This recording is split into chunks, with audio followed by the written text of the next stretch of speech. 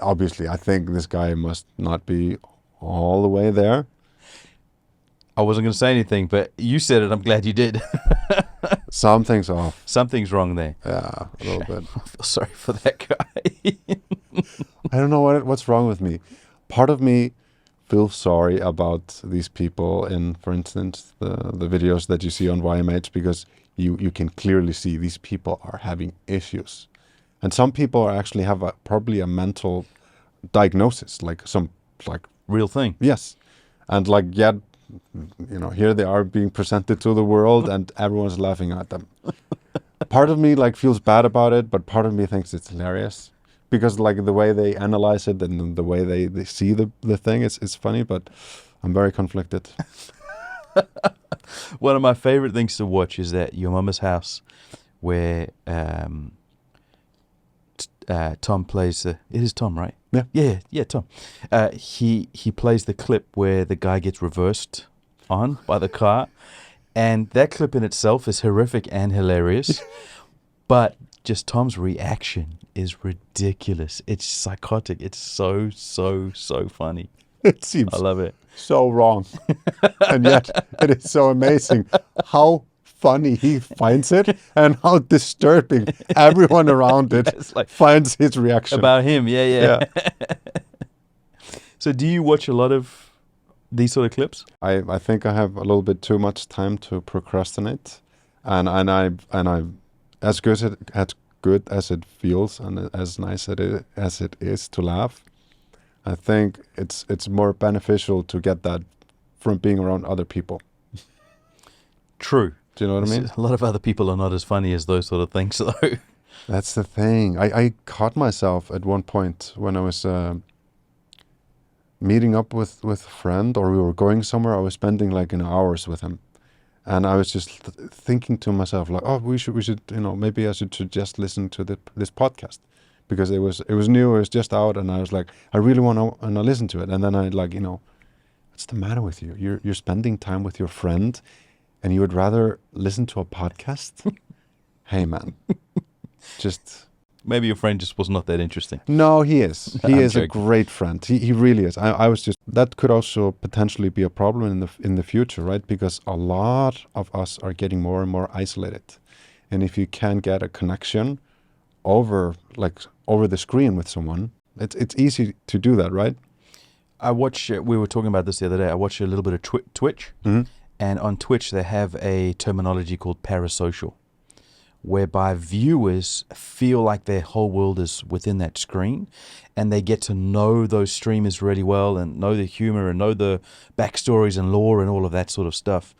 And they act almost like agents of that streamer, where if some other person says something bad about them, they'll go into their chat and cause trouble, and their whole lives are consumed within that streamer's persona that they're representing. And it becomes a real issue where you get stalkers and all sorts of weird things that happen, and it's very unhealthy, very unhealthy. So I've seen a drive recently in that world where some of the more responsible streamers are going, guys, I'm just acting here, this is just a persona I'm portraying, please don't take this too seriously, please go outside, go and experience life, make real friends.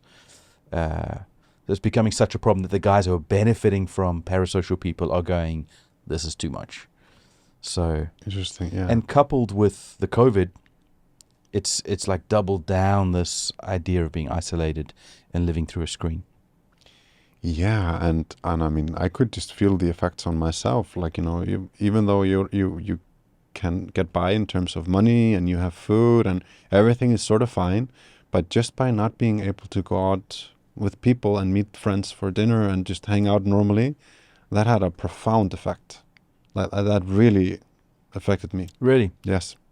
Apparently, over the COVID time, across the world, murders went up, house abuse, spousal abuse went up, violent crime went up, because people were feeling just hemmed in, cramped, claustrophobic, and then not having those social outlets. It made all other issues just push them up.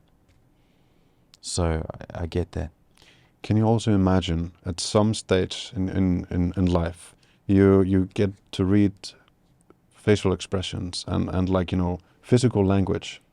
And like, at some developmental age, you go through that, right? There's like a generation of kids that grew up with the masks on all the time.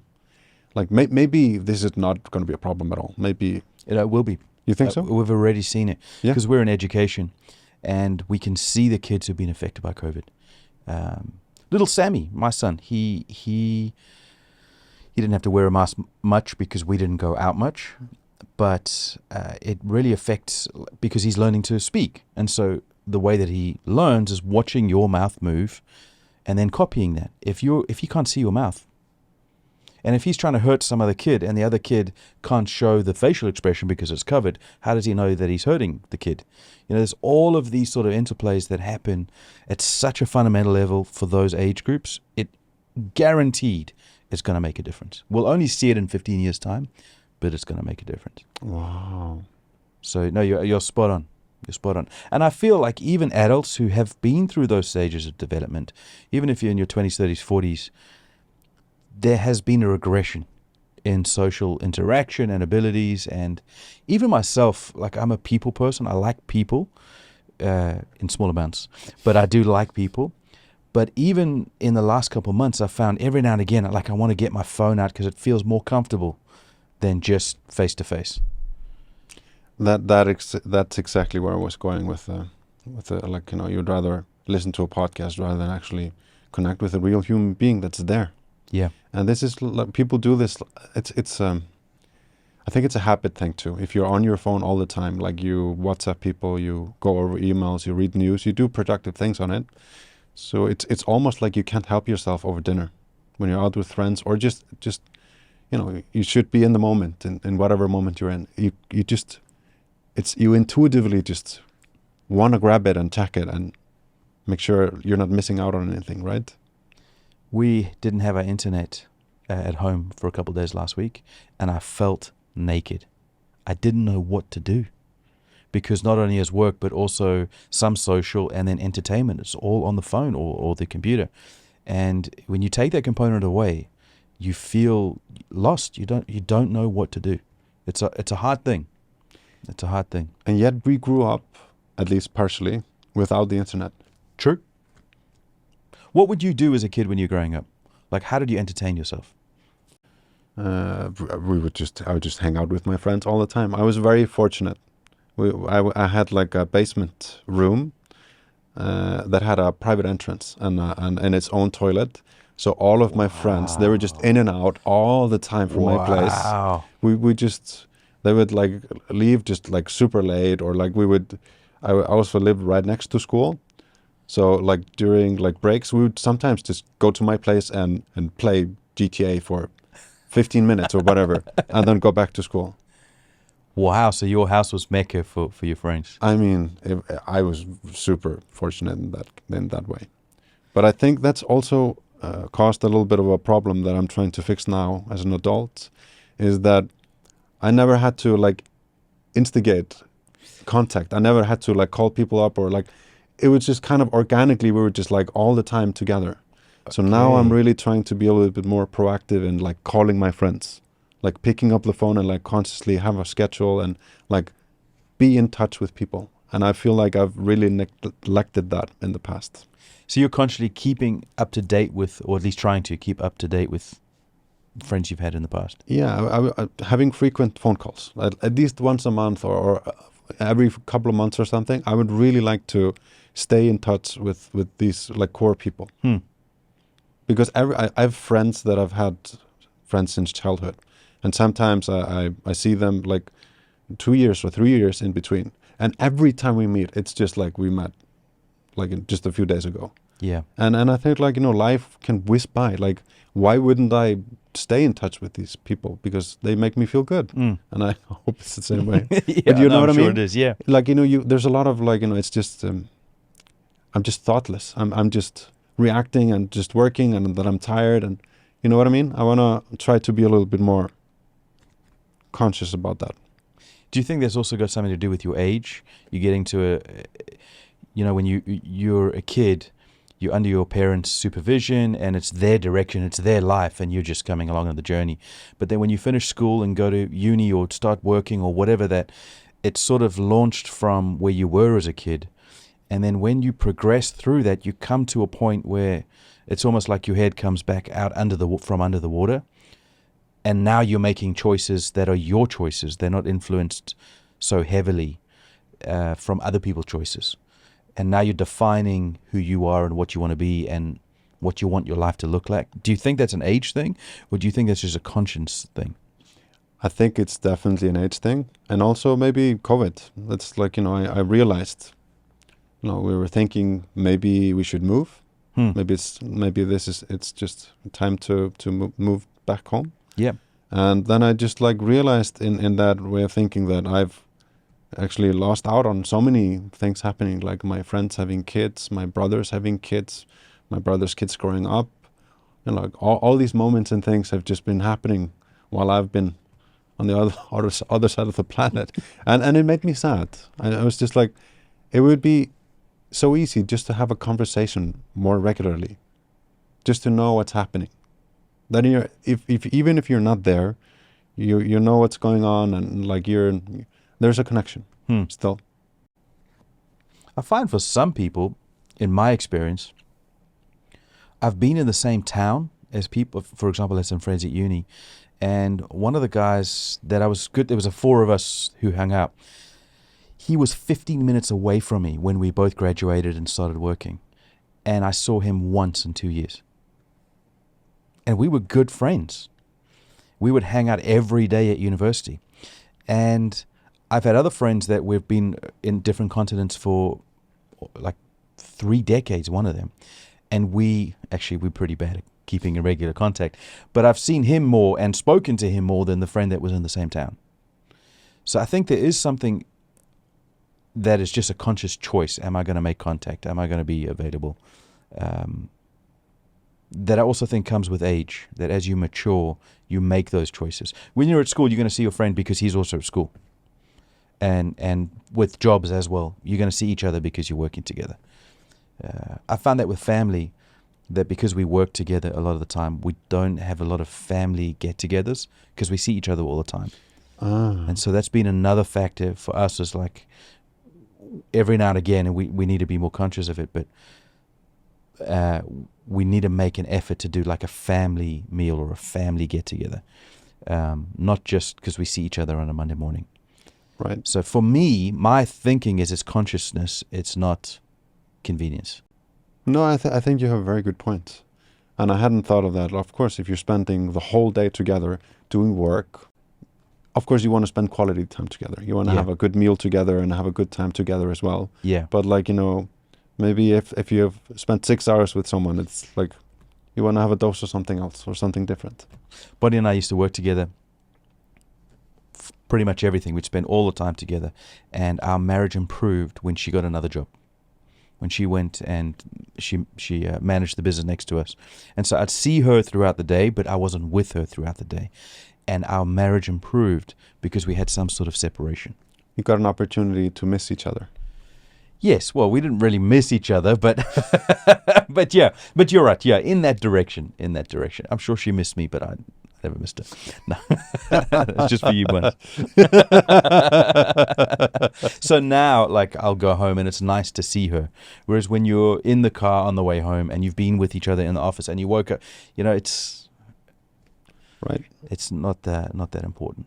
So I like the fact that you're thinking about making contact with friends, and you've even put some sort of schedule, or I'm going to speak to them at least once a month.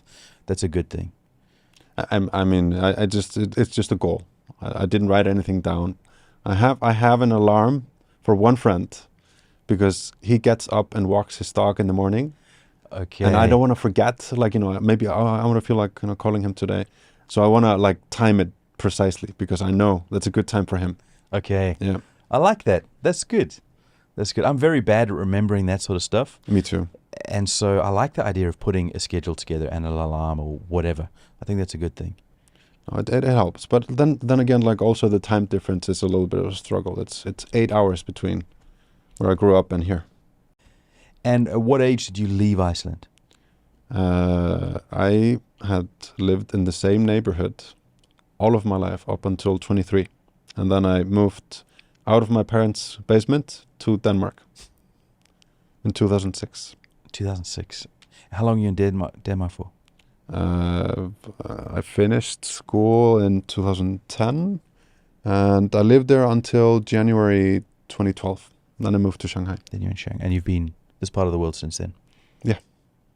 But I actually did spend most of 2008 in Beijing. Helga got a internship at the embassy in Beijing, and that was kind of the introduction to this region, To Hong to Kong. China. And I just oh my God, we're not done with this. We need to somehow make this happen again.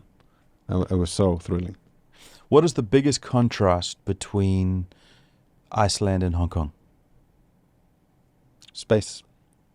There's so much of it in Iceland. If you're just walking out in the street here, it's just you have to dodge people literally. You never have to do that in Iceland. What's the population of Iceland? I think we're around 350,000. Wow, only 350,000. Yeah. I mean, that's some chapeau. It's a neighborhood here. Yeah, a little little area. Yeah. So do you struggle with the claustrophobia or just the concentration of people here? A little bit. I find it stressful because I find myself constantly when I'm walking in big crowds of people, I'm trying to navigate through. I'm looking ahead and not trying to bump into people. But I noticed nobody else is doing that. Yeah. Does that frustrate you? A little bit. You're so polite.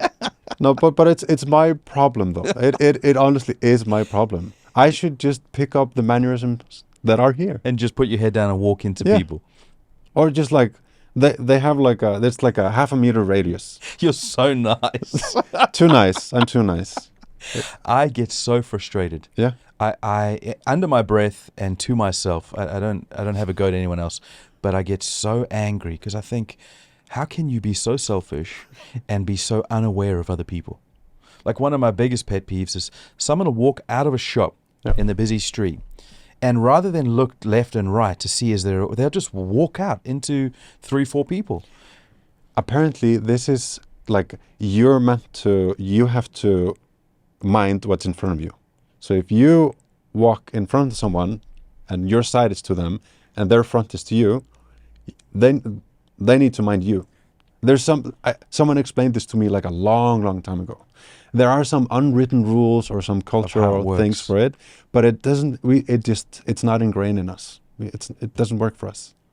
I feel the same way when someone walks in front of me all of a sudden. Yeah, it's like, are you stupid? That's genuinely what I think. Now I'm you're right.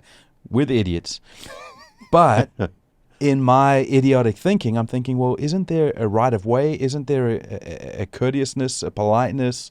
Or even if you don't want to be polite, just make sure that the overall system works for everyone rather than just for you. I just don't get it. I'll play games with people in my own mind. They don't know that they're playing. But I'll be on a path and I'll be like me and one other person walking the opposite way. And I will make it so obvious that I'm going to one side or the other. I will move my whole body, my whole direction. I'll look in that direction so they know I'm going that side. And they will just somehow, I don't know what it is, like a magnet, they will just drift over to my side of the road. And I'm like, are you so stupid? And then I will go, okay, well, I'm going to pretend I'm going this way and then that way, then this way, and somehow still bump into them. I think, what is in the conscience of people that they don't, just choose a lane and stay in it? So I've got a theory on this. Interesting. I think when you grow up in a busy place, you develop maybe a subconscious way to deal with this. When you grow up in a spacious place, because I also grew up in a space with lots of area, lots of space, lots of greenery, where when you encounter someone else, you're conscious that you're encountering someone else. When you grow up in a busy place, you're not conscious of that because you almost become numb to it. So I think what happens is people like to be around each other when they grow up in a busy place. And so if you're on a little road, they'll come closer to you because subconsciously they want to be around other people. That's a very interesting theory. It's just a crazy idea. When I'm in the, like, when I used to run, I don't run at the moment, I'd be in the bush, in the middle of the bush. Someone would be also walking in the bush, but they'd be playing their radio loud because they don't want that silence. I crave the silence. I crave, like, being in space and by myself. Right. If you sit in an open space, people won't sit at the other end of the open space. They'll come and sit right next to you. That's true. And I've always thought, that's so weird. Wouldn't you want to be by yourself, like, or in private? But it feels like people here in Asia, they want to be with people and they want that noise. There's a comforting aspect to it. I think you're absolutely spot on with that. You can see it, like, just in Town Square here in Tycoon. Like, there's like a little bit of a canopy or like an overground roof. And there's like a lot of older people that just gather there and sit around in groups. And also just by the waterfront, like in the mornings, people do like, they meet up and dance. And that's not in my culture either. Like, people gather in the swimming pool. If you want to be social, you go to the swimming pool. Okay. But like, out in the street, you avoid each other. It's such a stark contrast. So as foreigners, I know that we're the ones that are wrong because this is not our birthplace. It's not our culture. And so I accept full responsibility for my own idiocy. But at the same time, I just don't understand. I really struggle with those sorts of things. I think it's also economy of energy. Have you noticed that they very frequently, like, their feet, they drag against the ground? That's economy. That's preservation of energy. It's so warm, right? So probably it's just there are way too many people for you to be conscious about where you're going and where you're walking. So you just, out of economical reasons, you just don't go there. I can see why that works. I just don't like it. I'm 100% the same way you are. I struggle with this. But this is why I really like living here, where there's more space. Right. And I get stressed when I go downtown. Yeah. And I relax when I get here. I think there's a study. The more people live in an area, the faster people walk in that area. Wow. And I think there's something to that. Because I think I definitely walk way faster when I'm downtown than what I do here. I concur. I agree with that 100%. I almost run when I'm in town because I want to get in and out. Yeah. Whereas here, sometimes I just want to enjoy the scenery. But this is obviously some subconscious thing that everyone just does automatically, right? Yeah, it's an automatic thing. So it would be very interesting to have like some theory from a psychologist or someone that has like insights into or theories on why that would be. I'm not sure why. Stress? I don't know. No? Is a normal response to stress to move or intensity? Yeah, I don't know. That's interesting. So is that the biggest thing then you miss, other than friends and family, is that the biggest thing you miss from Iceland? Yeah, having the space. I really enjoy having all of that space. Just space on the road. There's not that many cars. Space is on the street, just walking. And the apartments are way bigger. Everything is more spacious somehow. Yeah. Do you miss the weather? No, not so much. So, because Hong Kong is so hot in the summer, it's so humid. How do you deal with that? I just sweat. You just get used to it. I do miss the seasons. I do miss having cold and warm. I really do miss the seasons. And I also kind of miss having the winters are really dark, really, really dark. But the summers are super, super bright. It's almost 24 hours, right? Yes. And I do miss that seasonality because you sense time differently in that way. And there's also some aspect about when you're kind of bracing yourself for winter. I would be more diligent with my diet. I would be more diligent in going to the gym. I would have a project, or I would bury myself into something. Has a coping mechanism in dealing with all of this darkness and bad weather, and I miss having that. I kind of miss having that because here it's kind of, there's not really that much seasons. It's very mild throughout. Yeah. It's either hot and humid or warm and humid. How is it in South Africa in terms of seasons? Because it's pretty south. So you have proper winter, or Yes, well, in some places. So, for example, right in the south in Cape Town, you can have very cold, or not very cold. Maybe on some mountains it might snow, but it can be cold winters and then hot summers. But where we were in a place was sort of on the coast on the Indian Ocean, so it's fairly warm, and a little bit further north. So we would have very hot summer, very humid, and then the winters were extremely mild. Like we never had snow in where we lived, not even for a day, at least to my recollection. And the minimum you'd ever get is like maybe 12 degrees centigrade, and that's like record lows. It just doesn't get cold. So yeah, we had this blend of hot and warm and humid. okay. So yeah, I think it even gets colder in Hong Kong than it did where I grew up. How did you like moving from South Africa to the UK? Yes. How did you cope with the weather changes or the climate? Depressing. Yeah. It was horrible, absolutely horrible. My grandfather, who was from Ireland, so he grew up with similar weather to the UK, he would wake up every morning in Africa, open the curtains and go, oh, what a beautiful day. And I thought he was a crazy man because sometimes it was raining and sometimes it was cold, at least my version of cold. And sometimes it was a beautiful day. But every day he would wake up and say, what a beautiful day. And I'm like, you crazy old man. And when I moved to the UK, I understood, because the vast majority of the time, it is cold, it's grey, it's miserable, it's depressing. Summers are beautiful. So I'm sure it's similar in Iceland. You get long, like the sun's going down at 10, 11. It's phenomenal. But in the winter, you don't see the sun because you wake up in the dark, you go to sleep in the dark, you're in a classroom or an office. But the Horrible. winter pushes you to really use that summer. When it's a good weather day, you don't waste it.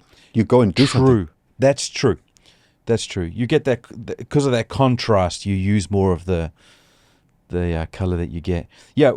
We used to play tennis and go bike riding and do all sorts. But then winter's just such a waste. It just feels horrible. In Hong Kong, I love winter. I mean, I also love summer, but it just feels like you got more.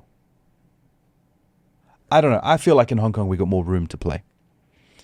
But in the UK, I felt like we shut down for 3 to 4 months a year. Wow, just because of the weather and it was just dark and not. Yeah, you just want to go home and watch TV and get fat. But maybe you were just more proactive and more productive. I don't know.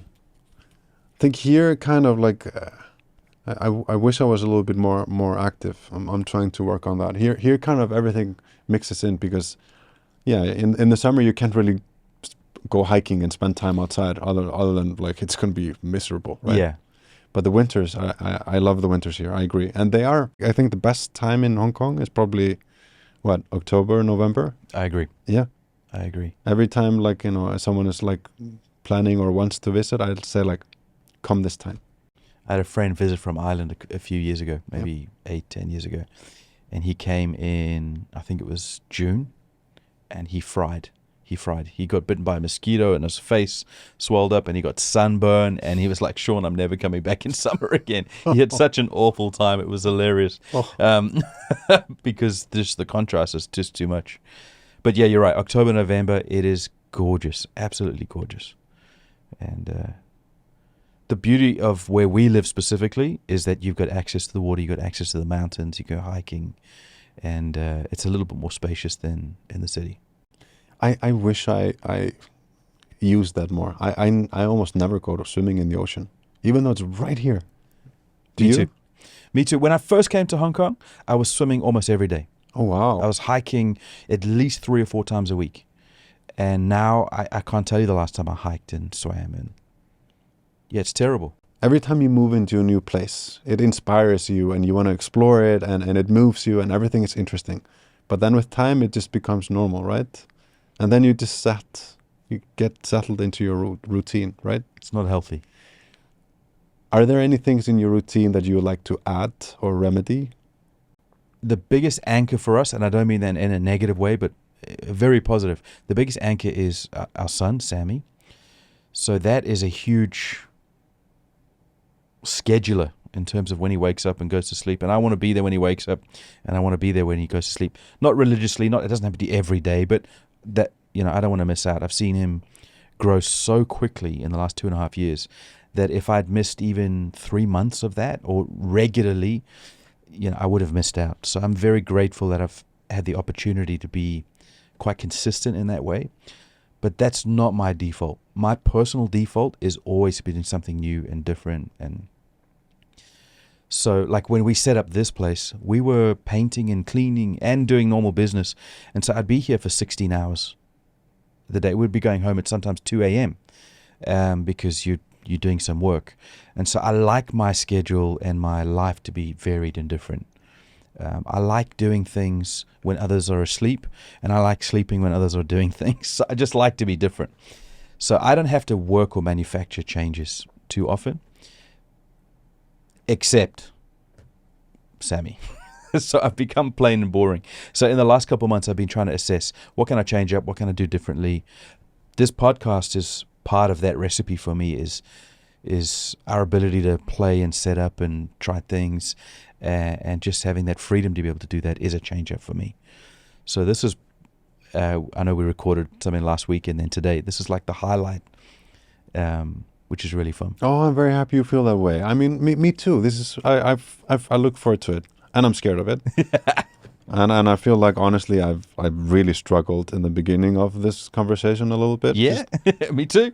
But it's also a very poignant high point for me, the podcast. What's the biggest thing you learned from the podcast last week? I use a lot of pause words, and I need to work on the economy of words. And I did not listen to that advice in the beginning of this conversation. That is such a, I don't agree with your criticisms of yourself, but it's such a hard thing to change the way that you speak, especially if you're so used to your own perspective of it. When you zoom out and you look at a camera, looking at yourself, it's so hard to change that. But it might be better just to take a little pause, collect your thought, and then say the words instead of figuring it out as you're saying words. I do know what you mean. So I need to work on that. How about you? Did you take any notes home, or did you find any interesting perspective on it, like looking at it or listening to it after the fact? Was it different? Was it a different experience for you, the actual conversation and then listening to it after? I think it was a marriage of the meta, the idea of some of the things we've discussed personally, and maybe last week as well, and then that moment too. Let's see, I used 3 M's. So the meta being purposefully, in my life, I'm trying to be more creative and experiment and play. And I think that's the same for you. Although your world is more creative, I think this is also an expression of that. Absolutely. Agreed. Same. But then it was that moment of creativity too. And so having that opportunity to express, to play, for me was just a highlight to be able to express that. And so even if everything we said was complete nonsense and useless and no one was interested, it really wasn't the win for me. The win for me was getting to that start line. Right. Was just to be able to play. So my biggest takeaway wasn't so much the moment. It was getting to the moment and the fact that we pressed the record button and we did it. The momentum is like, we're moving. Exactly. Right. Exactly. And I also understand, and you will understand much better than me, that one episode means pretty much nothing. Right. It's potentially what it could become, just for us creatively and conversationally, and the opportunity to learn. And then there's this small thing that maybe it could become something interesting for some other people in the future. But that's not the main motivation. The main motivation is we are expressing something, learning, growing, and building something. Absolutely. And I hear like people who have been doing podcasting and like conversations publicly for a living for a long time. They have an ability to steer the conversation, or they know like what the audience might be enjoying, or if like I felt moment, especially in the beginning, where I felt like, this is terrible, this is not good content coming from me. Yeah. And I've understood that, like, okay, you have to really be so fluent in what you're doing that you can step outside of that a little bit and kind of know intuitively, like, you should change direction, or I should take it this way, or I should talk about it in that manner, if you know what I mean. Now I'm just talking about things the way I know how to talk about things, just directly to you as a person. Right. But there's also probably a way of doing that so an audience might enjoy it more.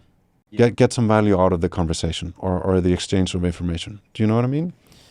Yeah, I think that's why I'm so excited about this, is that we get the opportunity to play with those ideas, because unless you put a camera on yourself and you actually press the record button, you're not even conscious that that is a thing. Mm-hmm. How would you even know that there's a third person perspective that could be in on a conversation? And then never mind the ability to navigate, just knowing that you could navigate it for someone else's benefit.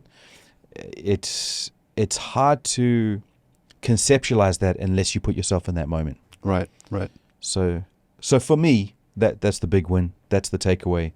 And then if we do navigate and make it into something, we can develop skill sets, we can develop communication, we can get it to the place that we want it, that's interesting for us, which hopefully is very interesting for other people. But it's the fact that we're here. Yes.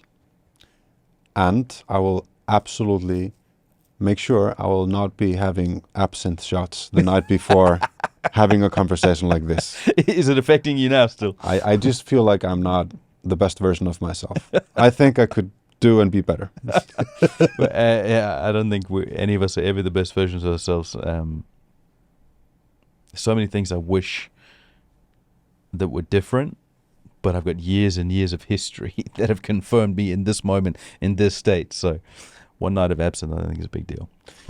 That's also very interesting, because like when you're young, when you're kind of a little naive, you dream big, you have big ideas, and you feel like you can do anything, and you actually can do anything.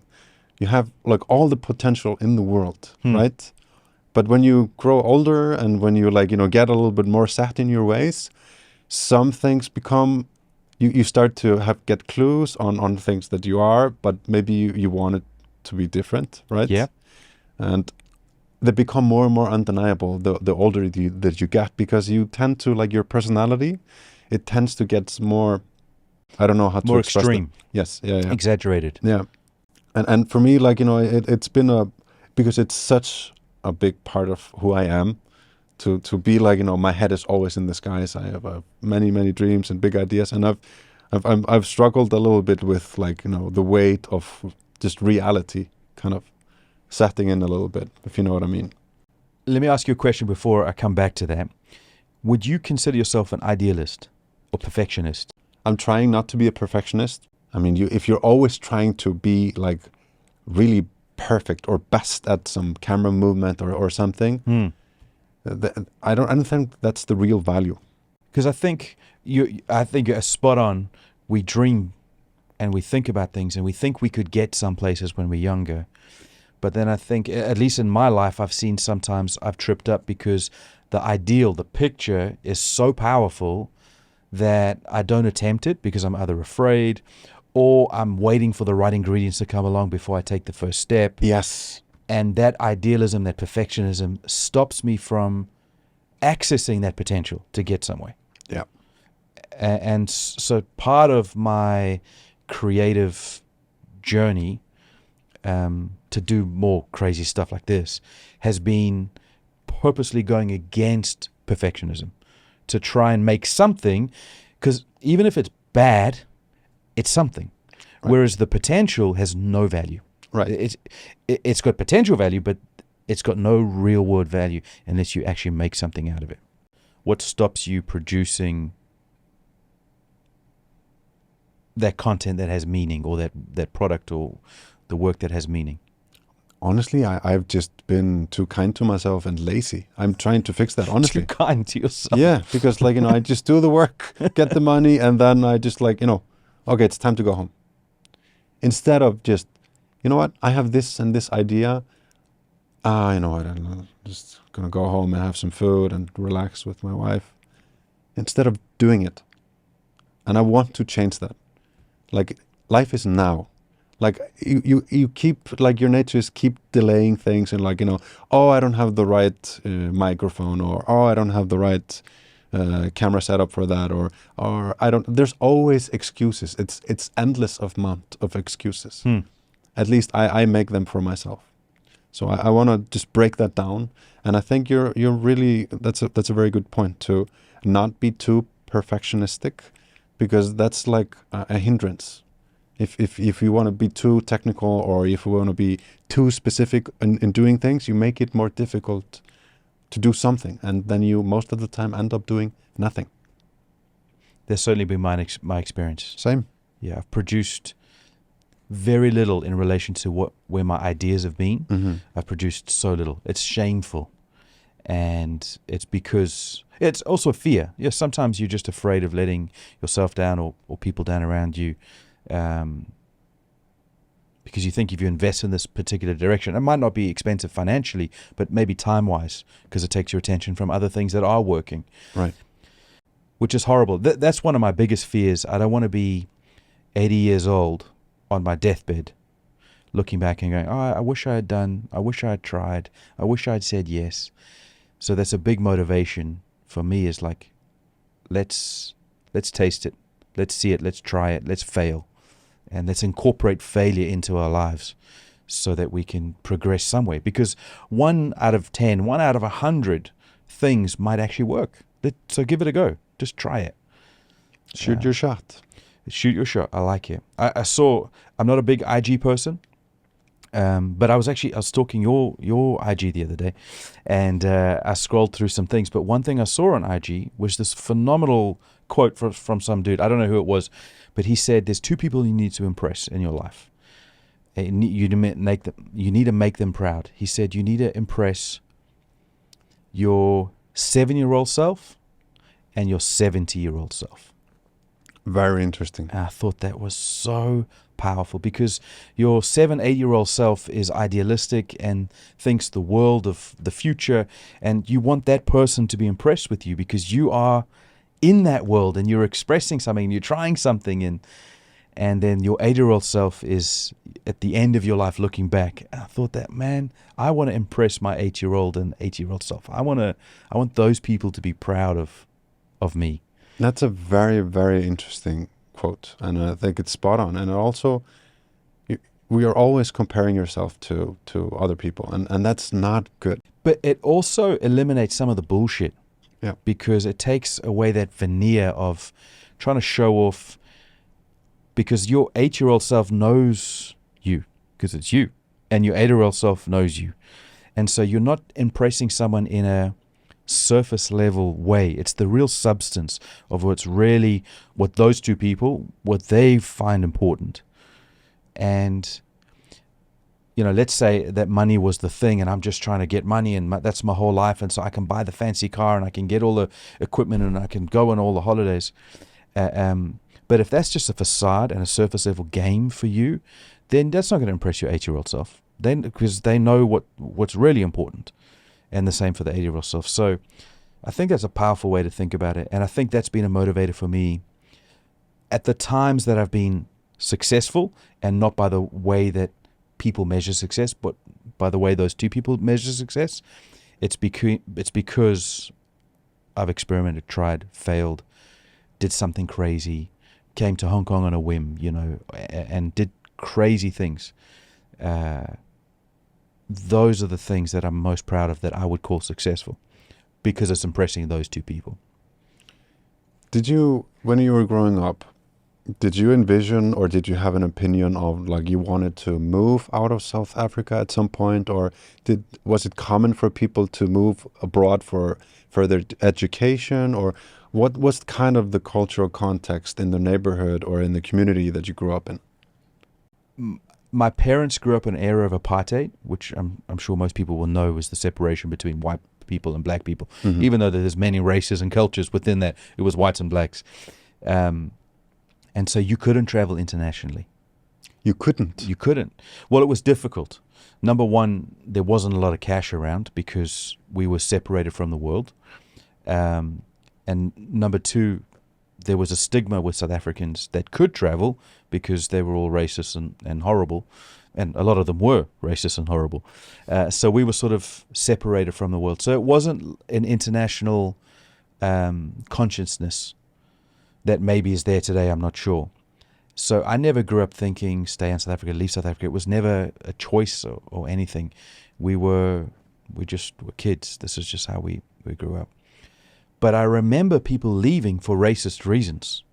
You know, you'd have people in the community who would leave because as South Africa opened up and apartheid ended, and there was more black empowerment, and we got Nelson Mandela as the black president and huge positive improvements for South Africa.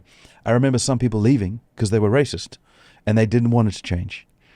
And so there was a little stigma in my mind, at least, of some people leaving. I was like, well, why are you leaving? You're just racist. And where would they leave to? I mean, Australia, UK, America. just like they would find like a white pocket or like a... Yeah, somewhere. For some of them, it was just anywhere else. Okay. Because they felt they were losing their country the way that they wanted it. I have no like insight into that whole situation. I just know it from history books. It's interesting to hear it from a first-person perspective. Yes, I mean, I take everything I say with a pinch of salt because I was a kid. So, you know, maybe my perception was warped. Maybe that's completely untrue, but that's what I felt. I could feel, because everything's on a spectrum, right? And so you could have someone who's incredibly racist, and someone who is also racist, but they're just marginally racist, just a little bit. And so I could feel that some people were leaving for legit reasons, but other people were leaving because they were racist. They didn't want these changes. And we left for other reasons. We left for job reasons, for my parents.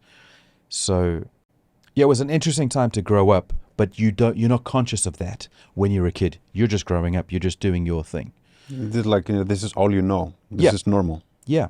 Right. So, like our school, we're a small little private school, and so we had, like, in apartheid, you had complete segregation. You didn't have white people and black people in the same school. Like, kids were separated. But in our school, because we didn't grow up in that sort of racist community, we had some black kids in the school. They were my friends. So I never really understood racism until I learned about it later on, because we didn't grow up like that. But I did remember more and more black kids would come to the school, and there was more mixing going on than when I was younger. And so I was aware of some things. I remember my parents being very happy and watching live when Nelson Mandela was released from prison. I've got that burnt in my memory because I remember it was sort of, other people were saying it was so fundamental. Mm-hmm. For me, I didn't know what was going on. It was just a crowd and some black dude. Like, I didn't know until later, but I remember him coming out of prison, and everyone, like, South Africa just shut down because everyone was watching. I mean, it's such a historic, thing. Absolutely amazing story behind that man. I mean, it's crazy. Yeah, he how much time did he spend in jail? 30 years or something? Almost 27 years. 27 years. Yeah. Wow. Yeah, phenomenal man. If you read anything of his life or the way he thought, he was a powerful man, incredibly powerful. But when you're growing up, like when you're 6 years old, like you don't know all of that sort of stuff. No, but it's interesting, like, because you probably, were more conscious about it later. You have a tangible, actual memory around it. Yes. As a kid. Yes. Yeah, it's almost like a proud moment, even though I had nothing to do with it. It was a proud moment to remember him being released and some of that. But so yeah, some of my interpretation of those events were not because I understood it, but because I understood that other people were perturbed or positive about those things going on. So yeah, I never grew up thinking I'm going to leave South Africa. It just wasn't really an option in my mind. You left at 15. Yes, sir. And for school? Yes. My folks were leaving for economic reasons. Okay. Yeah. So the whole family moved? We all moved. Okay, So, as a 15-year-old, I didn't get the choice. But I was very excited about it because the UK we had friends who had once gone to Disneyland, and that was like, what? That's impossible. How do you? And we had other friends who once visited Europe. It was like a huge thing. There was rich people, you know. So the fact that we were getting to move was epic. It was amazing. Did you find the move or the change difficult, or was it? Yeah. What was it for like, because it's a very delicate age when you're 15, Yeah. because like, you know, your friends are everything at that age. And when you're fully uprooted and have to kind of integrate in a new place, and you're the odd one out because you didn't grow up there, that like just for me, if I imagine having to move to a different country at 15, that's a challenge. It's a tough thing to do. Was it? I want to use the word interesting because it really was. Mm-hmm. And some elements were very difficult and some were really fun and easy. But it was, your eyes are wide open, because we grew up in a very, it wasn't closed, but it was a small community. It was like a tiny little town, barely a town. Everyone knew everyone, and very sort of safe and conservative and small towny. Mm-hmm. And when we moved to the UK, we went from this small private school to this big public school with 1,400 kids. Wow. And my school was like 200 kids for 12 years worth of school. This was 1,400 kids for 5 years. So it was huge. Wow. And what made it worse is we arrived and it wasn't that cold yet, but we thought it was freezing. So my brother and I, who are a year and a half apart, we had these big puffer jackets on because we were like so cold, but all the other kids didn't have jackets on, so we stood out. So we were these weird South African brothers who were very polite to teachers. We got bullied because we were polite to teachers. And we just got into weird situations. But some of that interest in us, because we were the foreigners, was positive. In a way, we got special treatment because our weirdness was celebrated. It wasn't just because we were weird kids; it's because we were foreign kids. Ah, okay. So, you know how you have different cliques in school. You have the drug kids, you have the sports kids, you have the clever kids. We fit in with everybody because we didn't know who was who. Right. And so we would chat to whoever, and so they all liked us and they all accepted us because we were just the weird foreigners. Oh, that's great. Yeah. Okay. So I clearly remember, because I'd never seen drugs in my life, I remember some kid offering me marijuana at school. And I was like, oh, you're going to get in so much trouble. Don't do that. And this kid was trying to be nice to me. He's trying to get me to smoke. And I'm like, which I didn't do it. Of course, I was such a good little kid. But then the same time that the geek kids would take us in and help us pass exams, and the sports kids would, play with us and think we were cool because we were from South Africa and they play cricket. So it was interesting. Wow. But it was tough. It was culture shock. Very, very big culture shock. But I would imagine you probably developed quite a lot during that time because you really have to adjust and adapt to a big change.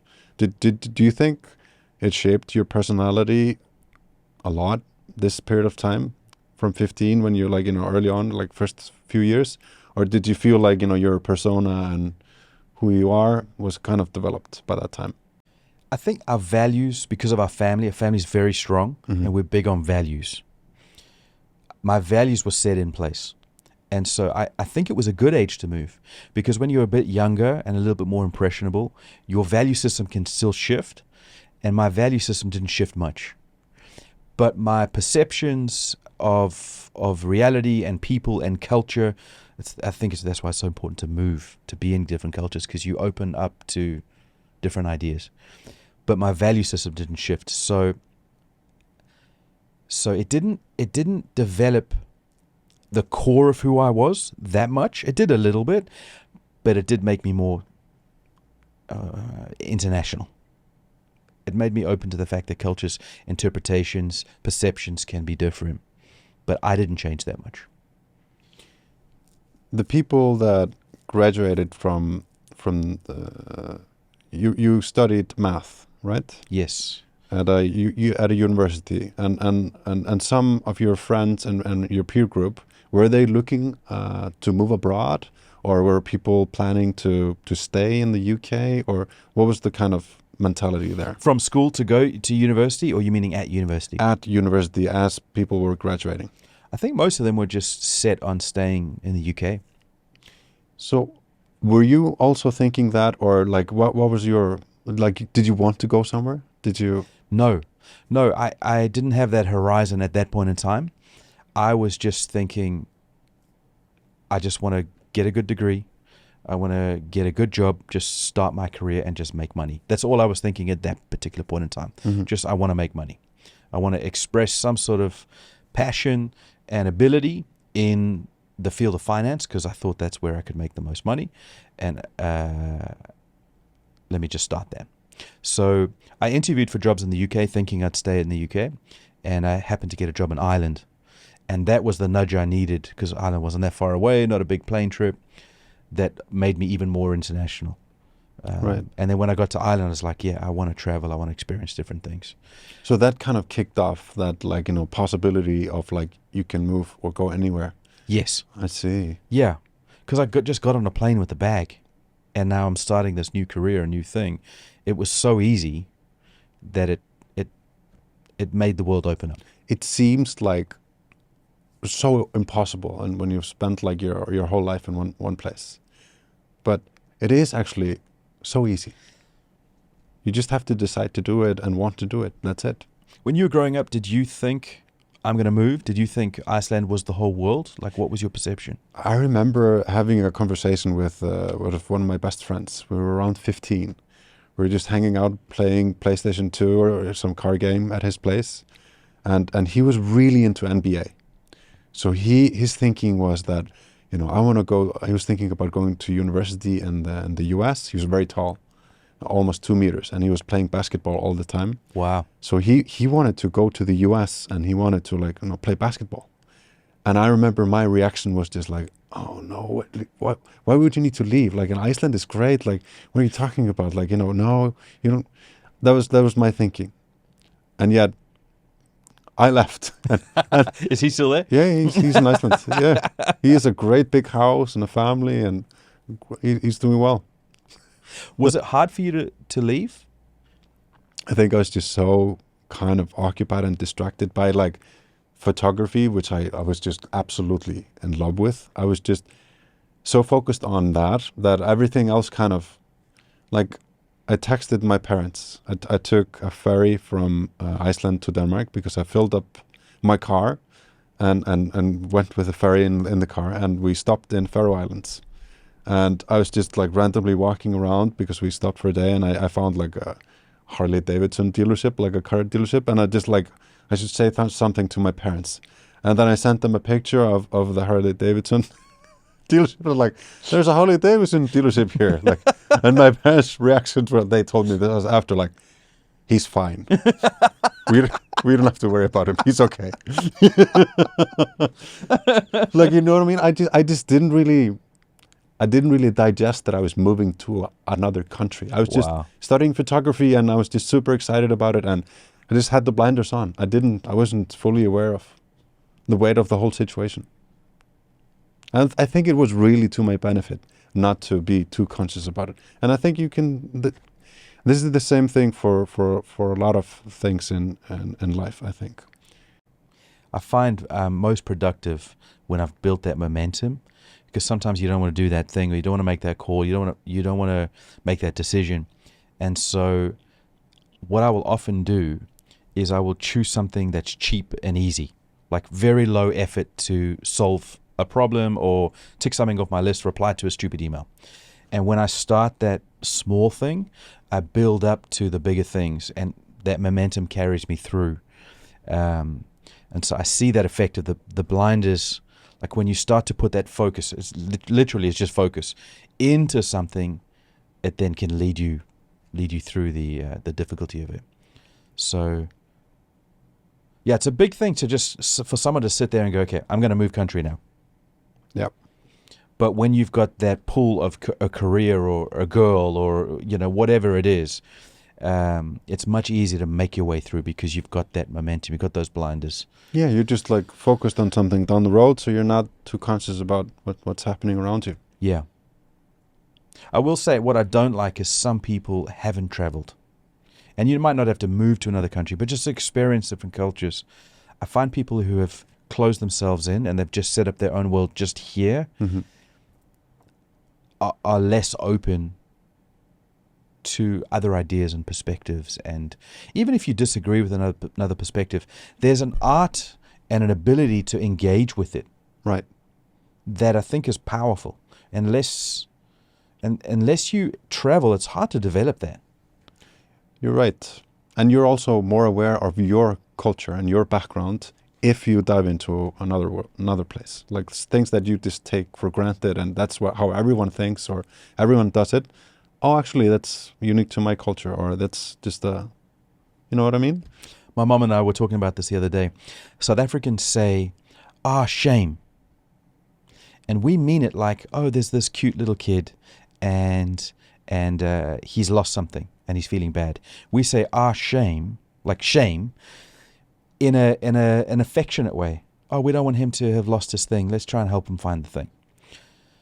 But in Hong Kong, shame is the proper sense of the word, which means you've done something wrong. You should hang your head in shame. Right. And so I've noticed sometimes I'll say, shame, to a Chinese person, meaning, cute, let's help. That's fun. You know, a very innocent, soft meaning, or it's not a real meaning. It's just the way South Africans use it. Right. And for Hong Kongers, I can see them react every now and again. Like, what is he talking about? Shame is a big bad word. Yes. Right. Yeah. Shame. I like shame on your family. Oh my goodness. And you would never know that being a South African in South Africa. No. Like everyone uses shame in that context. Right. We all know what the English dictionary says about shame, but we don't use it in normal conversation. Shame. It's cute. Oh, I see. And you wouldn't know that unless you travel. So you apply that stupid little example to something much greater in terms of thinking and culture. I once heard a friend talk about Latin-based cultures and languages are much more creative. You think of Italians and Greeks, and they're much more creative in the way that they approach the world because their language is Latin-based, whereas more Germanic-based type languages, and I don't know any other based languages, I'm not clever enough to know how language works in Asia and all the rest, they're much more rigid and organized because there's something in the language that dictates the way that they think. Right. And so culturally, you find there's huge advantages to the nuances in Japanese culture or some of the other Asian cultures. And then there's huge advantages to like the Dutch culture, which is very straight and bland and almost confrontational in every element because it's very boring and straightforward. And there's an advantage to that. But there's also disadvantages on both sides. Right. So there's a book I was reading on cultures where the Dutch would look at people from India like they lie all the time. But the culture in India is always like nuanced and colored, and you don't want to say no, so often you'll say yes. And whereas the Dutch, a yes is yes and a no is a no, and there's no gray area in Very between. binary, I see. Yeah, exactly. Yeah. So there's funny stories about Indians in Holland having trouble because they think everyone's so rude. And Dutch people in India having huge trouble because they can never get a straight answer. That's very interesting. So unless you experience that, like even if you don't know how to problem solve that specific issue in that specific culture, at least you're open to the idea. You're aware of the other perspective. You're aware of things can be perceived and be very, very different on the other end. It's like shouting at a deaf man. It's like, Right. Have you ever heard someone's trying to communicate and then they just go louder rather than explain it from a different angle? Yeah, yeah. So just being exposed to that, like just blocking your ears and going, oh, this is what it feels like, will open you up to those things. So I think we're at a huge advantage by having tasted different cultures, not just visiting, but actually living and coming into situations where it's awkward or weird or we don't understand what went wrong, and then applying that culture filter is hugely beneficial. Most definitely. Do you feel you've missed out by not staying in Iceland? Do you think there's been any disadvantages? just in terms of like economical reasons, because I've moved around so much. I've like, I moved to Denmark and I went to school there, worked for a little bit, and then I moved to Shanghai, then I moved to here. I think if you stay in one place for a long time and you build up momentum, you can build up your career and you can build up money. So in that sense, like, I might be rich in experience, but like I have friends who are like, they have big houses and cars, and they have careers that like are very lucrative. Like they're doing well.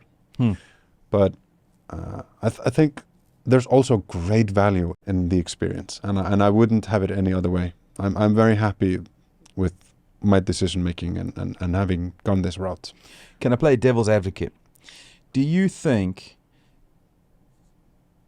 that being rich in experience in different cultures and also learning maybe different styles creatively and being in different contexts doesn't that give you more momentum in the sense of your skill set and ability? I think it gives me a lot of different looks. I mean, I've been exposed to so much stuff and so many different things in this like whole journey. I think it's been like great, but now I feel like it's time to actually collect and take all these pieces and things that I've added and that I'm aware of and focus them on something.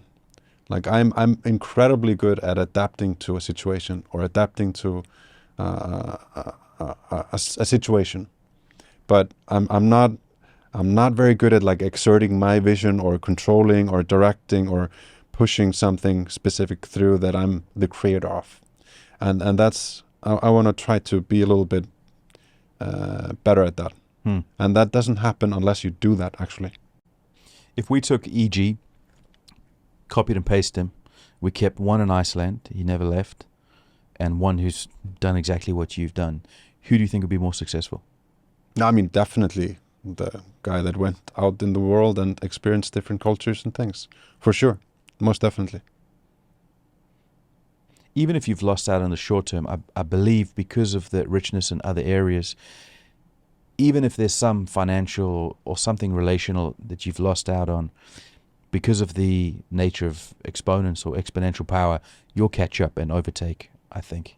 I think so too. But I don't like to think of it like in those terms, like I'm competing, because I really, I don't think when everything is said and done, I don't want to measure my success in that, even though I was just comparing like, what I have to my friends and what they have now. Right.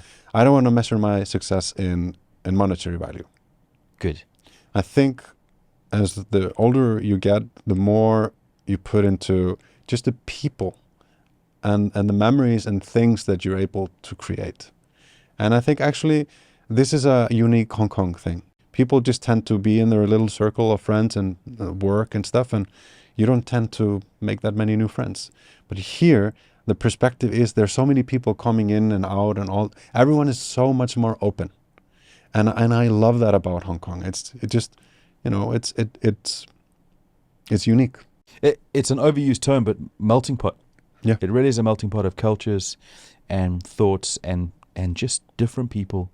It's not just Chinese expat. It's Chinese, but Chinese is all different. And then you've got Italians and French and British and Icelandic and some weird concoction over here.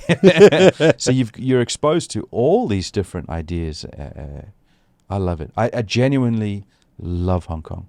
I think it's, in my experience, which is tiny, it's the best place on the planet. It really is. It's a beautiful place. And I'm very grateful that I get to experience this, because I can imagine myself back in the UK. And that is not a pretty picture for me. I know Iceland is different, but I would hate to have to be back there. Why is that? Just do you not get along with, or do you not agree with the social values, or what is it? I hate all British people. No, I'm joking. No, I think it's a combination of things. It's not. No, I think there's some beautiful things about the English that genuinely are just wonderful things. But like every culture, there are some things that are not great. And for me and my personality type, I would clash with some of those ideas. But also, it's my experiences, my lens of a 15-year-old moving to the UK and experiencing that segment of time, that segment of history. And so it's not just cultural, it's also just personal. There are things that happen in every day of our own lives that it's not a reflection on the country you're in or the people you're around. It's just you. And so I don't look back fondly at a lot of that time. I was very grateful to leave. Very grateful to be in Hong Kong. So I wouldn't volunteer myself to go back there. I've had some friends, I'm sure you have had in the last year or two, who have left Hong Kong to specifically go to the UK. And I've, as best as I can and as lovingly as I can, I've told them, brace yourself. Here's some of the issues you're going to have. Here's some of the clashes you'll have in thinking and culture. And try and maximize on these wonderful things that are in the UK, but there's going to be some other things you have to deal with. That's very interesting.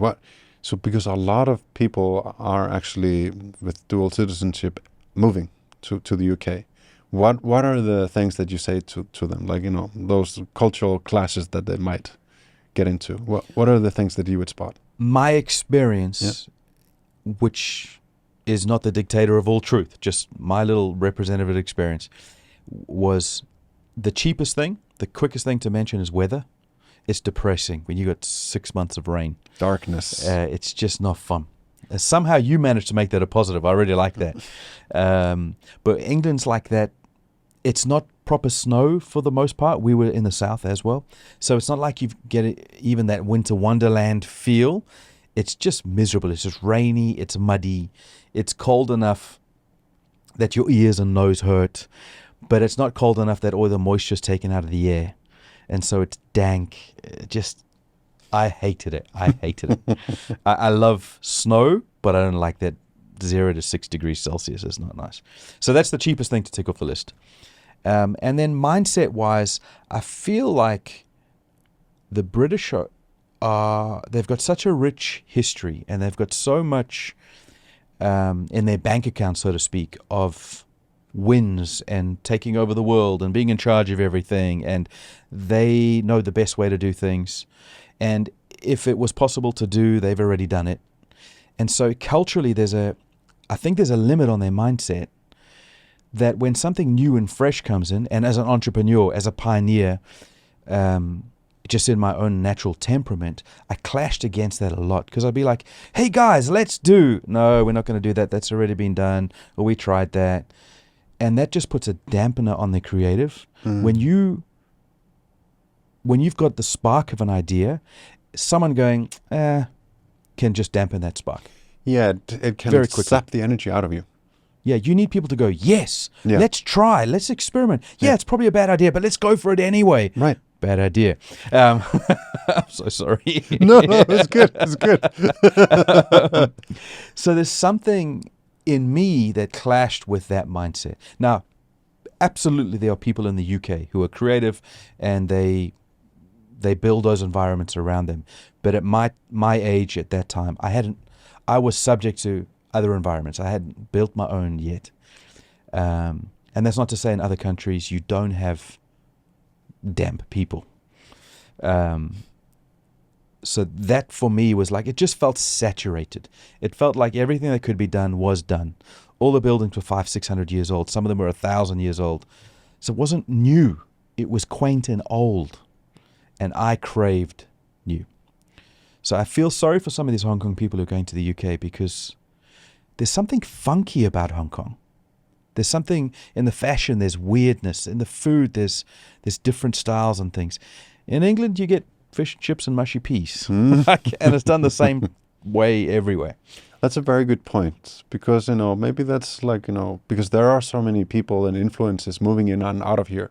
It's so active. Yeah. Maybe that like has had that effect on people. People are more open to new things and trying out and testing out new business ideas too, compared to maybe in other places in the world, because it's more established and it's not that much influx of new ideas and new people as here.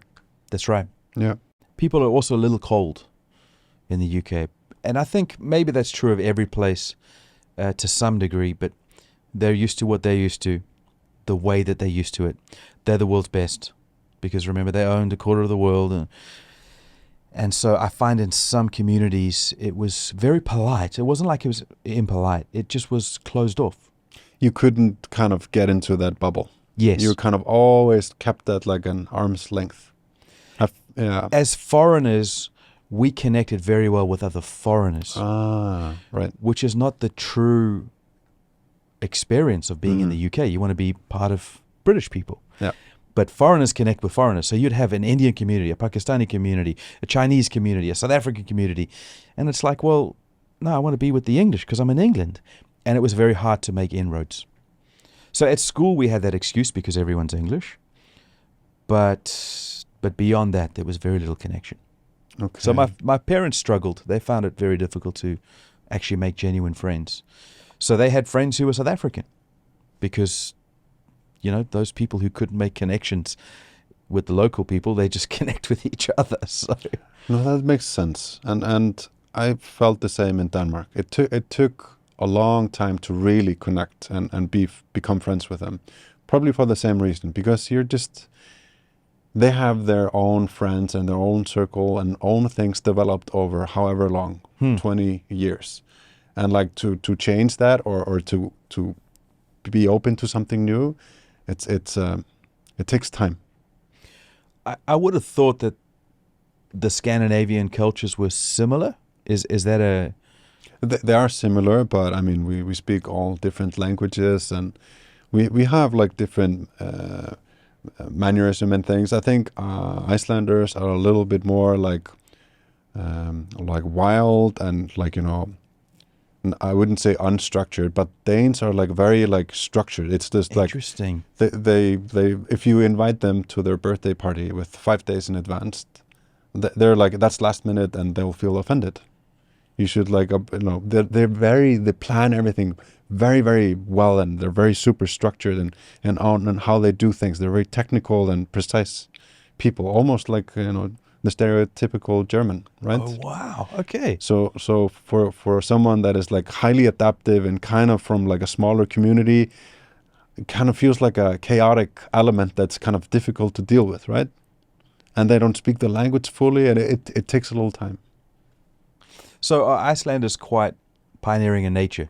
I mean, you have to be, right? Because you arrived on some volcanic rock and made a life for yourself out of ice.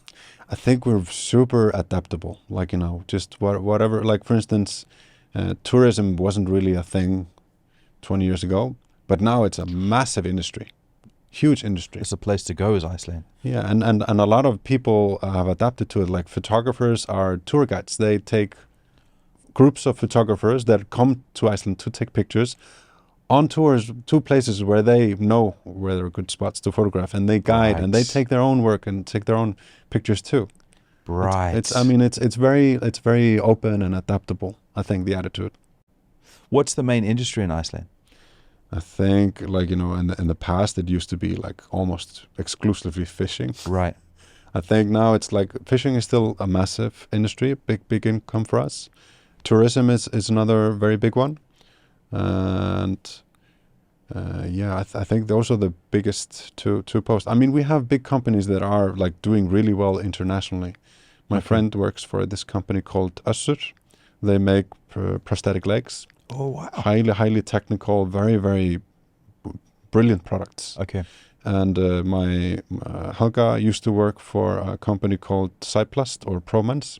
They make like these huge fishing tubs. And they're all over the world. Like, you know, they're in Canada and they're all over these tubs. So there are, and I think we have some pharmaceutical companies too. There's a lot of stuff happening actually. It's a very open-minded and innovative kind of culture.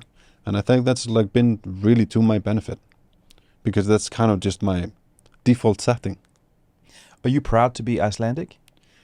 I was not during the financial crisis. Other than that, yes, absolutely. I remember that. That was in 2008. You were in the UK then. I was in Ireland. You were in Ireland. I had just left the banking industry. I see. And I was telling some friends, hey, this is going to really be difficult. And then the next day, things crashed and shut down exchanges and all the rest. So you had an insight. You knew something bad was about to happen. Yes.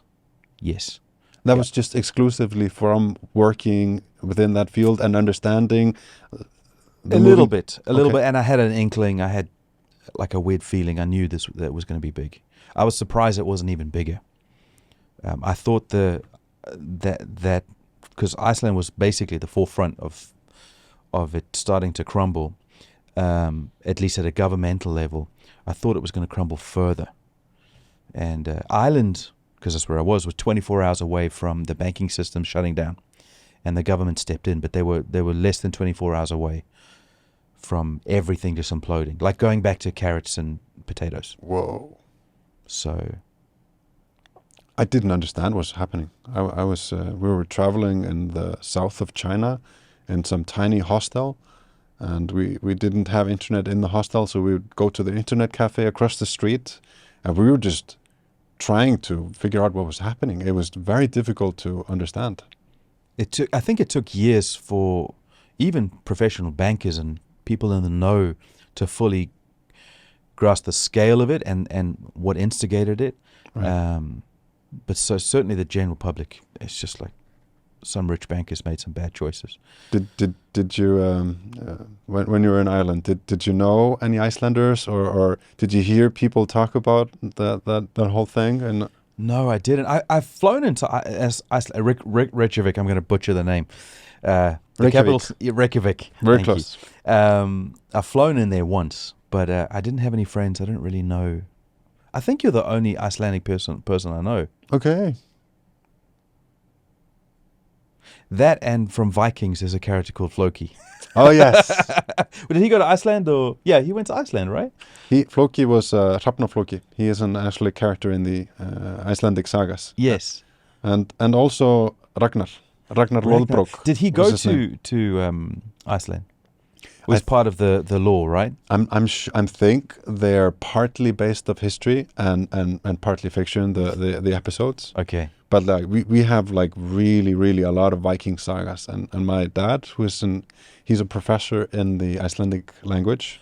Wow. He teaches at university, and he's written multiple books and theorized and looked into the origins of how the language developed. So he was a huge fan of the Viking sagas. So he would read them to me as a kid. Really? Okay. And my name is actually his after his favorite Viking. That's crazy. Okay. Yeah. You'll have to tell us about that. I have been meaning to, because I haven't read them since I was a kid. Okay. So I feel like this is such a huge part of my culture and my back history that I really need to. I'm interested in actually learning more about them and having some things to say about it, because they're very extravagant kind of, what do you call it, when you're putting some butter on it, when you're like exaggerating, like very exaggerated stories in a lot of ways. They're like, they're talking about people jumping 9 meters and like cutting someone in half with one stroke, and like but it's like almost like Marvel today. Yeah, it's true. And people are true. fascinated with that. We love to idolize and have someone that is like undeniably special. We like that idea. And I feel like Vikings were that for us. We watched The Vikings. I don't know if you've watched that series or not. And I just loved it. I just fell in love with it. I just thought every element of it was just fantastic, absolutely fantastic. What did you like most about it? Was it like the characters, or the scenery, or the story, or what compelled you the most? I think all of those elements just made it something very special, because it became quite well known. Oh yeah. But I loved Ragnar. I don't know if I'm saying his name right. Ragnar that's Lothbrok. good. Yeah. Lothbrok. I just thought he was a brilliant. Now, I don't know how much of that was writer's inspiration. I don't know how much is law, because I don't really know. I just know it through that lens. But I actually learned from him. In business, I learned from him. Interesting. I applied some of the lessons I'd seen in his character arc in my own life. What is that? A few things. Number one is ambition. Right. He just had some drive, some ambition to go beyond. And there's no, at least in that rendition of the story, and I don't please, your dad will hate me if he hears No, don't worry. my butchering of the story and what's truth and what was myth and what. So I don't know. But the fact that, at least in that rendition of the story, he's traveling across the ocean to the edge of the world. No one knows what's there. And he's just crazy enough to give it a go. Right. And he convinces people to come with him. Just that pioneering nature, I love that. And then also the way he dealt with some of the conflict internally and how he wouldn't be the big king on the throne making all the decisions. We sat back and let others play. And he didn't try and curtail and manage everyone's behavior. He let things play out. But then he also played. And so at least in the series, whether this is the real stories or not, I don't know. I love the fact he was never surprised because he understood people and he played those games very, very well.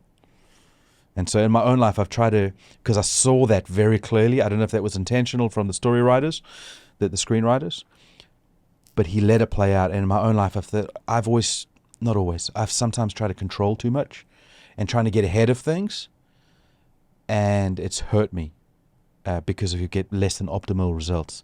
And so I've tried to go and sit back and think, let's let this play out. Let's see. And if this happens, then we can make that play. And if this thing happens, we'll make that play. I see what you mean. So yeah, so if you make a plan for a business or something, and if things don't go the way that you foresaw them or wanted them to go? More about people. More about people. If this person's going to betray, if this person's going to have this angle, are they going to backstab? Are they going to... I see. Are they going to try and usurp and do their own thing? Rather than going, hey, okay, no, these are the rules. Just let it play out. Right. Be a little bit more reactive. Yeah. Which I learned from that. Rightly or wrongly, whether it's true or not, it has gleaned some things from it. Life is just, it seems so like chaotic. Like everything is so kind of random how things happen.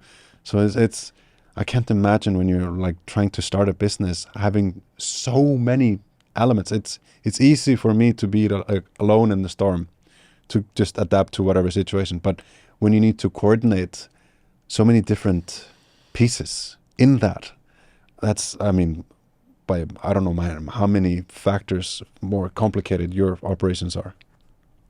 Yeah, and that's the disadvantage. But the advantage is then you have the scale. Yeah. Sometimes the size of the ship will get you through, and sometimes the nimbleness of the ship will get you through.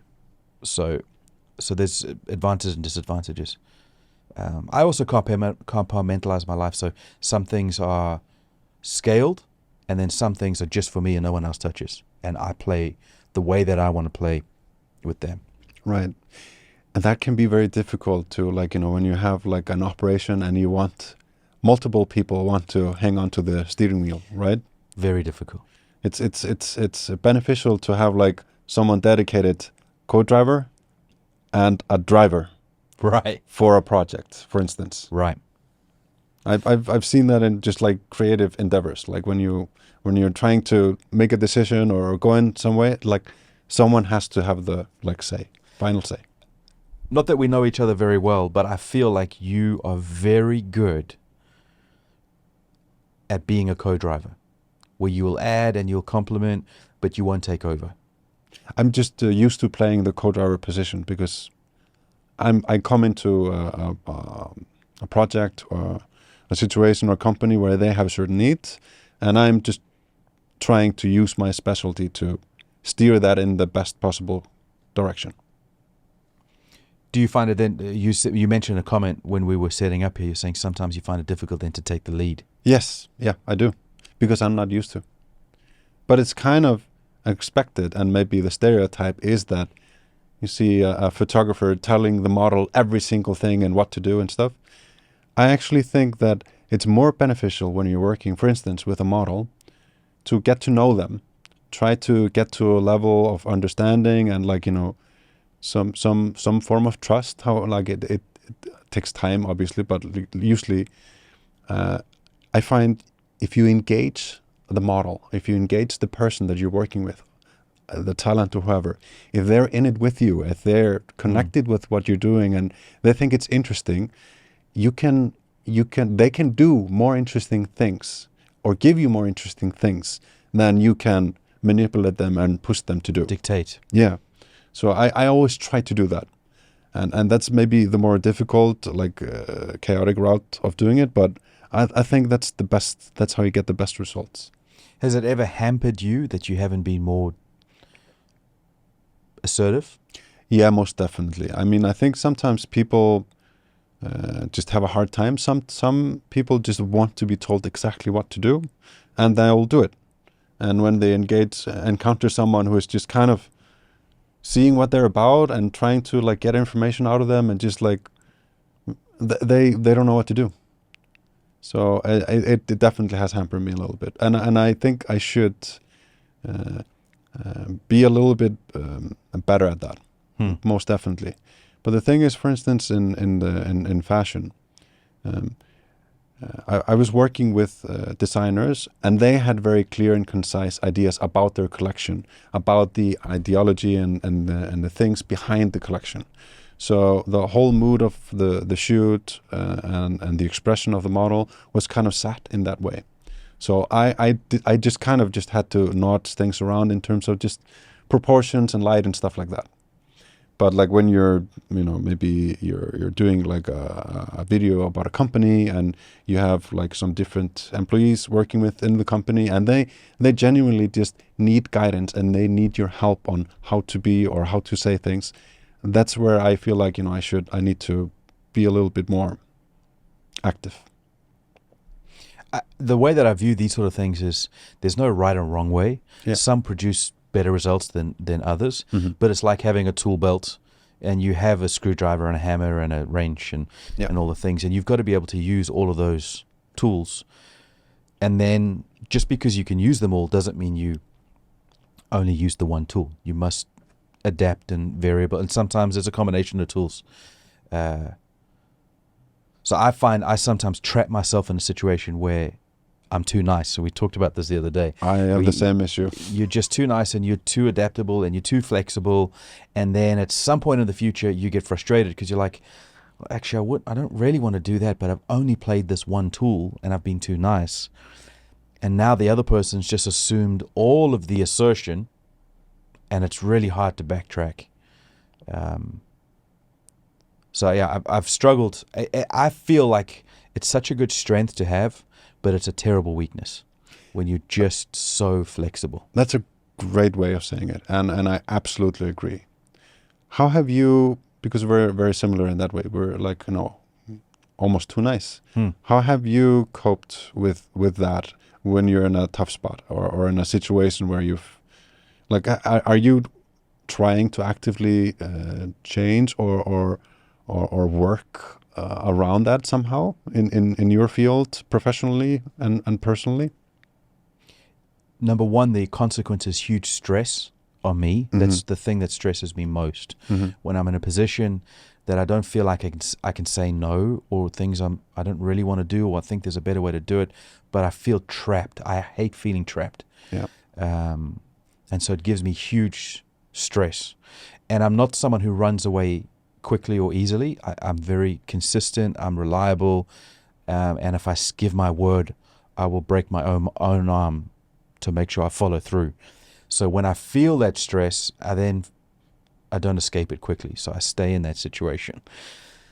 And so what I've tried to do is there's two things. Is one, once you're already in that stupid situation, we've already agreed and you don't want to do it, or you've got a momentum of not being able to say no, is to try and, from that place of already losing, to try and somehow rescue it with establishing boundaries, or subtly trying to introduce the idea that's contrary to what someone else has done. And then I think the best measure is, before you get in that situation, establish the boundaries, or say no, or whatever the solution to the problem is. Even something simple like this. This just demonstrates my weakness so clearly. I can get someone in to the house to fix an aircon or fix a window or whatever, and I will feel obliged to say yes to that person, to whatever they say. And I've been in situations where someone's fixing something in the office or whatever, and they'll say something, and my brain goes, no, that's wrong. And I know that it's wrong. Objectively, it's wrong, the way they want to do it or what's cheapest or whatever. But because I'm so polite, I'll go, okay. And I'll go Right. along with it. That's how weak I am. So I've even developed strategies where now Bonnie and I, if we need work done or if I need work done here, minimum 3 quotes. And I just know in my brain before I've even started that pathway, get 3 quotes. So I'm not letting that person down when I say, I'll get back to you next week. Because I know my job is to get 3 quotes. And then in the safety of my own brain space, I can sit down and go, okay, we're going to do this, or should we do that? Because I haven't said yes to anyone. Right. Weird. It's so weak. No.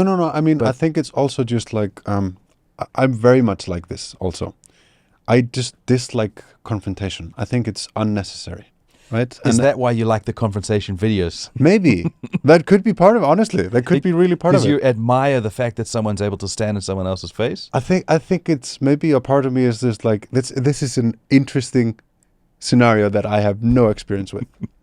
But how are you with confrontation? Like, you know, I found What are you like, trying to say? No. Like I say yes to things way too much because I don't wanna say no, and I don't want to deal with a confrontation. It's a weakness when someone else starts to dictate your day. Oh yeah, absolutely. Absolutely. And I'm that weak where I've let that happen. In multiple different dimensions with different circumstances, business, personal, I've let that happen. I mean, Then when Bonnie's upset or the family's upset or these people are upset because now I've agreed to them, but I also let this thing happen. right. And then I'm letting other people down. That is gut wrenching. I hate doing that. And so I've had to adjust. We're very close to record limits, I reckon. We are? Okay. I'm pretty sure, right? Because that's the alarm. Oh, that was the alarm. Okay. Yeah. All right. Yeah. Let's. We probably got. Should we round it off? Yeah. How should we round it off? Honestly, I think we should round it off with us talking about confrontation, because we started with confrontation. Open to whatever works. So if you want to just cut it. That's kind of how we did it the first time. Yeah. Well, we didn't even know because we didn't know we were ending because of the focus. True. I'm happy for it to be there. Okay. Whatever you want. We are both so nice, and we're both so adaptive that we constantly get like, what do you want to do? No, Whatever. you first. I'm not sure. No, you first. Yeah, No, you exactly, first. exactly. Let's chop it. But this is a great exercise for us to actually fix that a little bit or tone it down a little bit, Yes. because we have the same exact problem of being a little bit too nice, right? Man, it's hurt me. It's hurt me so much. I won't be able to record on a podcast, but it's. Should we turn it off? Yes, I'll yes. tell you a story. Sure. I'll tell you.